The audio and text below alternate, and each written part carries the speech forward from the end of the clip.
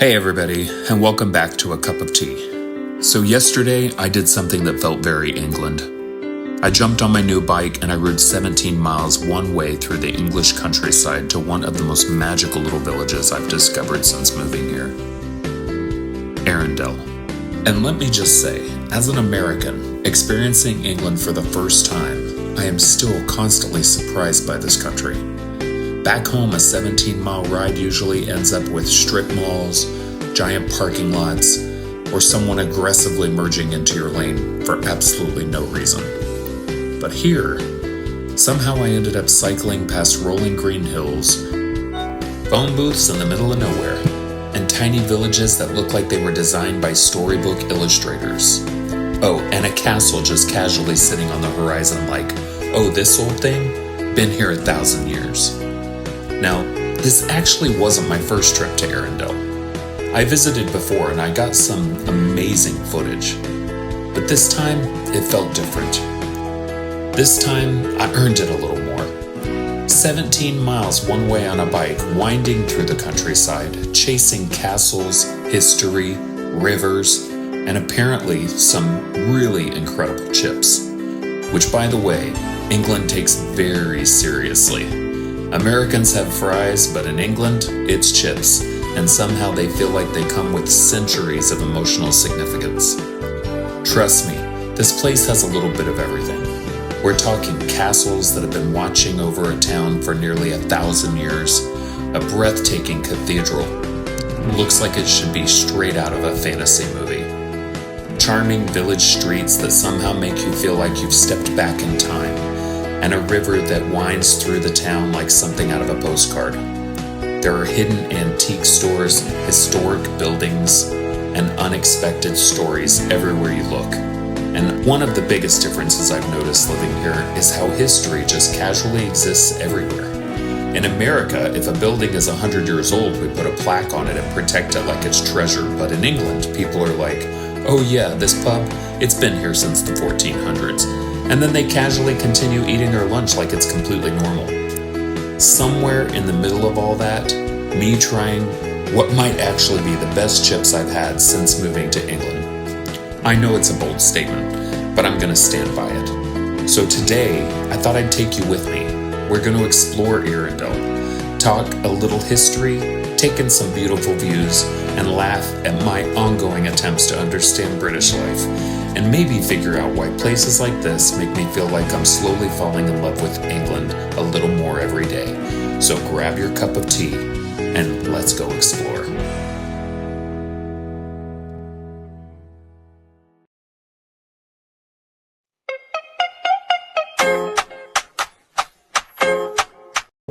One of the biggest things that's changed since moving to England is just learning to slow down.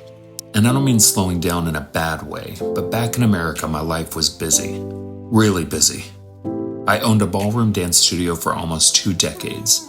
My days were non-stop lessons and meetings and competitions, events.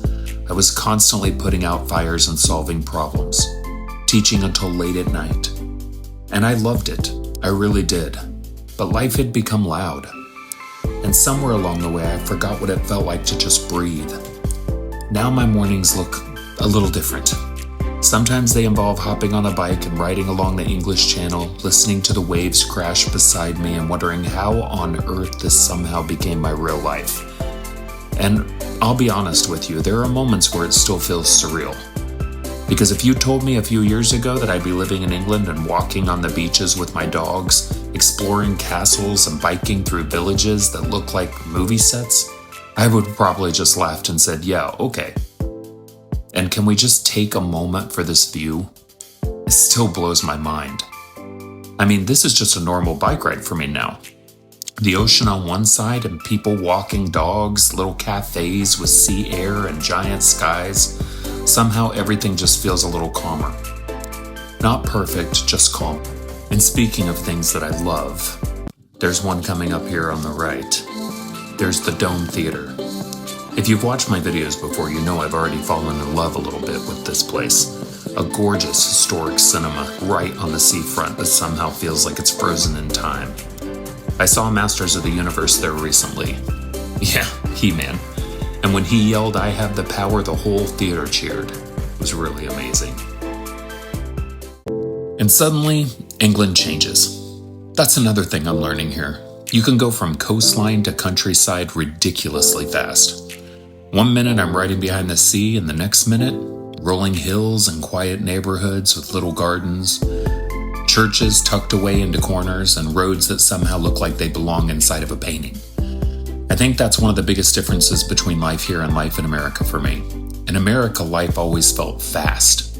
Big roads, big stores, big everything. Here, life feels smaller in a way that I actually really love. More local, more walkable, more connected. People out in gardens and dogs everywhere. Little neighborhood shops. Pubs that have somehow existed longer than America. And yes, I know I'm romanticizing England a little bit. But when you move somewhere completely new, I think you start noticing details again. Things that maybe you stopped seeing before. And this right here, this has kind of become my therapy. Just me, my bike, beautiful scenery, and absolutely no clue where half of these roads lead. That's part of the fun though, right? And then there are these moments, like randomly finding an old red telephone booth in the middle of nowhere. I swear England just leaves charming little surprises everywhere. And yes, before anybody asks me, there was a dial tone. And after 17 miles on the bike ride, there it was, Arundel. One of the most beautiful little places I've discovered since moving here, and trust me, you're definitely going to want to see this place. And just like that, we officially arrived in Arundel. This town feels a little bit magical the moment you arrive, and the first thing greeting me is this absolutely breathtaking cathedral. This is the Cathedral Church of Our Lady in St. Philip Howard, and it immediately catches your attention. What surprised me most is that although it looks like something straight out of the Middle Ages, it's actually built in the late 1800s in a Gothic revival style. England has a way of building things to feel timeless. And look at this tiny car. I'm pretty sure it's a classic Fiat 600, and it feels like the perfect little detail in this scene.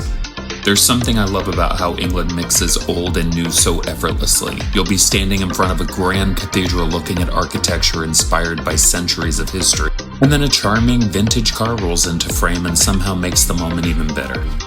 As you head down into town, Arundel slowly starts to reveal itself. And this place has history everywhere. Arundel has been an important market town for centuries, shaped by trade, community, and life centered around the river and the castle. And then, there it is, Arundel Castle. Watching over the town from above, the castle dates all the way back to 1067, which honestly still amazes me. I don't think living in England has fully prepared me for how casually history exists here. Something nearly 1,000 years old just becomes part of everyday life. And just up ahead on the right is Market Cross, which historically would have been the center of activity in town. Back in medieval times, this is where people gathered and traded goods and shared news, generally connected with one another. Imagine the energy here hundreds of years ago. On the left is the Norfolk Arms, a beautiful historic coaching inn that dates back to the 1700s. And spoiler alert, I'm about to have an amazing lunch there. And then there's this view. This is the moment where Arundel really gets you. The castle in the distance, historic buildings lining the streets with little corners that make you curious enough to wander. It's one of those places where you immediately feel like slowing down, and this might actually be my favorite part. Just wandering. The antique stores, chocolate shops, the hidden alleys, little details everywhere you look. It feels less like visiting somewhere and more like discovering it. One thing I've really grown to love about England is how walkable and discoverable places feel. Sometimes the best part isn't even the big landmark. It's just wandering through the little side street and seeing what you find. And if you're enjoying coming along on these adventures with me, make sure you like, follow, and subscribe. We've got a lot more England to explore together. Alright, after 17 miles on the bike, I think I've officially earned lunch and apparently some very serious research into British chips. Alright, now it's time for what's probably the crown jewel of Arundel, Arundel Castle. And let me tell you, the moment you walk onto the grounds, you understand why this place has stood at the center of the town for nearly 1,000 years. Before we even step inside, just look at this. The gardens, the water, the way everything feels impossibly peaceful. This beautiful outdoor area almost feels like stepping into another world, and while it feels calm now, the castle's seen nearly 1,000 years of history. Arundel Castle dates back to 1067, just after William the Conqueror invaded England. That means this place has survived wars, political drama, royal visits, and centuries of change. And somehow it's still standing here watching over the town. One thing I love about England is how history doesn't feel locked away in museums. You walk right through it. It becomes part of everyday life. And honestly, I still don't think my American brains fully understands that yet. For over 850 years, Arundel Castle has been home to the Duke of Norfolk, one of the most important noble families in British history. And what's incredible is that this isn't just an old ruin. People still live here. It's still a family home, which somehow just makes it feel even more special. Walking inside feels a little surreal. The rooms, the details, and all the craftsmanship. Every hallway feels like it has its own story to tell. And while parts of the castle are medieval, much of what you see today was lovingly restored in the Victorian era, blending old history with new life, which is very England. Preserve the story but keep it alive. And there's the chapel. This might have been my favorite space. It was quiet and beautiful, almost impossible to not stop and take it all in. The stained glass was amazing. There's something about places like this that make you just pause for a second. You start thinking about how many people have stood in this exact same place over the centuries. And then the views. I mean, come on. From up here you can see the town, the countryside, the river, the rolling hills beyond. And this is the moment where it really hits you just how perfectly placed this castle is. You understand immediately why location mattered so many hundreds of years ago. It wasn't just beautiful, it was strategic. Whoever controlled this view controlled the surrounding area. And then you step outside the castle and we make our way to the gardens. This part actually surprised me because somehow the gardens feel just as magical as the castle itself. The castle gardens are famous for their beautiful design and seasonal displays, and depending on the time of year, they completely transform. There are formal gardens, hidden pathways, fountains, and flowers everywhere. There are moments that you actually forget you're standing in the grounds of a castle. You just feel like you've wandered into a storybook. This is one of those places that you realize England doesn't just preserve history, it lives inside it. And I think that's one of the things I'm falling in love with the most here, the feeling that the past and the present somehow coexist. And for all my American friends watching who are probably thinking, okay Darren, we get it, England's got history. I just want to say this, America absolutely has deep history too. And if you want to understand it, spend some time learning about Native American history. Because history didn't begin when the Pilgrims arrived. It stretches back thousands of years through cultures, traditions, stories, and civilizations that were here long before modern America existed. For some reason, a lot of that was left out of our education. I think that's why part of being here for me in England has been so eye-opening. History feels so physically present. You're walking through buildings, streets, and castles that have stood for centuries. But I think the lesson is this. History exists everywhere. Sometimes we just have to be curious enough to look for it. Have you been to Arundel Castle? What was your experience and what places of history and magic in England would you like me to visit? Let me know below in the comments and let's keep this conversation going. You know, when I moved to England, I had hoped I'd find adventure. And days like this remind me that sometimes adventure looks a little different than you expect. Sometimes it's not big or dramatic. Sometimes it's just getting on a bike, following a road and ending up somewhere that feels a little magical.